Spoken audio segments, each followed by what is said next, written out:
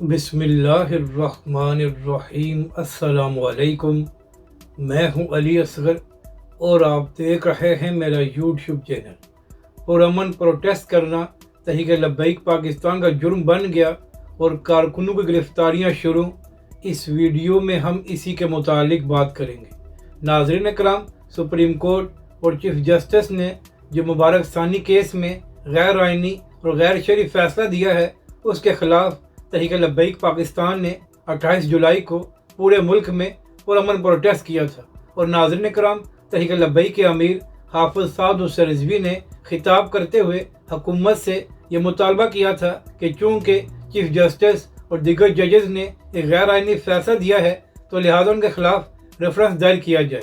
और नाज़रीन कराम, अहम बात यह है कि कल कौमी असम्बली में कादिर पटेल साहब ने भी यही बात की कि चीफ जस्टिस और दीगर जजेस ने जो फैसला दिया है वो गैर आइनी है और उसकी वजह से करोड़ों मुसलमानों के दिल दुखे हैं। तो लिहाजा हुकूमत एक कमेटी बनाए और फैसला किया जाए कि जिन लोगों ने गैर आइनी फैसला दिया है तो उनके खिलाफ क्या कार्रवाई की जाएगी। यानी कि नाज़रीन कराम, जो बात तहरीक लब्बैक के अमीर हाफिज साद हुसैन रिजवी ने की थी वही बात कल कौमी असम्बली में भी की गई। मगर नाज़रीन कराम, लगता यह है कि जो प्रोटेस्ट तहरीक लब्बैक पाकिस्तान ने पुरअमन तौर पर किया था वो हुकूमत को पसंद नहीं आया और अब तहरीक लब्बैक पाकिस्तान को निशाना बनाया जा रहा है। नाज़रीन कराम, तहरीक लब्बैक पाकिस्तान के अहम रहनुमा ताहिर सैफी साहब पहले गिरफ्तार हैं और उनका 7 रोज़ा जिस्मानी रिमांड मंजूर हो चुका है।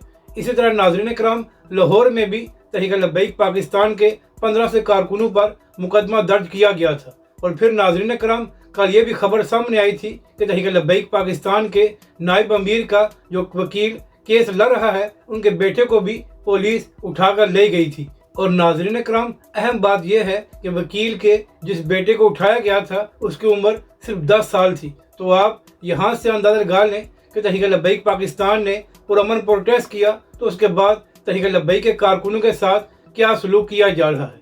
तो नाज़रीन कराम, इसी हवाले से एक खबर सामने आई है कि हाजी कासिम रिजवी साहब जो तहरीक लब्बैक पाकिस्तान के सोशल मीडिया एक्टिविस्ट हैं और नाज़रीन कराम, इंतखाबात की कैंपेन के दौरान वो हमेशा तहरीक लब्बैक के अमीर हाफिज साद हुसैन रिजवी के साथ थे। तो उनके हवाले से ये खबर सामने आई है कि हाजी कासिम रिजवी साहब को भी गिरफ्तार कर लिया गया है, जिसके बाद सोशल मीडिया पर तहरीक लब्बैक के कारकुनों ने इसकी मजम्मत की है और मुतालबा किया है कि फौरी तौर पर हाजी कासिम रिजवी को रिहा किया जाए। जबकि दूसरी तरफ नाज़रीन कराम, अब से थोड़ी देर पहले डॉक्टर शफीक अमीनी साहब ने प्रेस कॉन्फ्रेंस करते हुए कहा कि हमारा शाह साहब से रब्ता नहीं हो सका तो लिहाजा हम इस बात की तस्दीक नहीं कर सकते कि तहरीक लब्बैक पाकिस्तान के नायब अमीर गिरफ्तार हुए हैं या नहीं।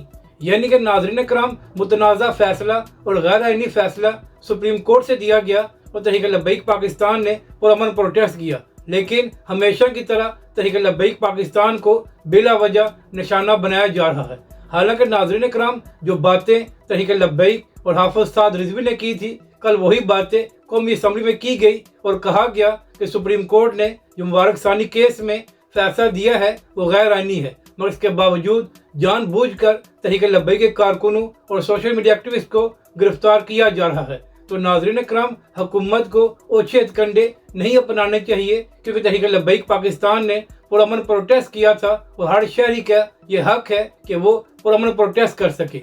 नाज़रीन कराम, यहाँ पर अहम बात यह है कि जिन वज़रा ने प्रेस कॉन्फ्रेंस करके ये बात कही थी कि सुप्रीम कोर्ट से कोई मुतनाज़ा फैसला नहीं दिया गया, तो अब कौमी असम्बली में भी ये बात हो गई है कि मुतनाज़ा फैसला और गैर आइनी फैसला दिया गया है। तो क्या अब वही वज़रा प्रेस कॉन्फ्रेंस करके माफ़ी मांगेंगे कि हमसे गलत बयानी हो गई। अगर आपको ये वीडियो अच्छी लगे तो इसे लाइक और शेयर ज़रूर करें और हमारे इस चैनल को भी सब्सक्राइब करें।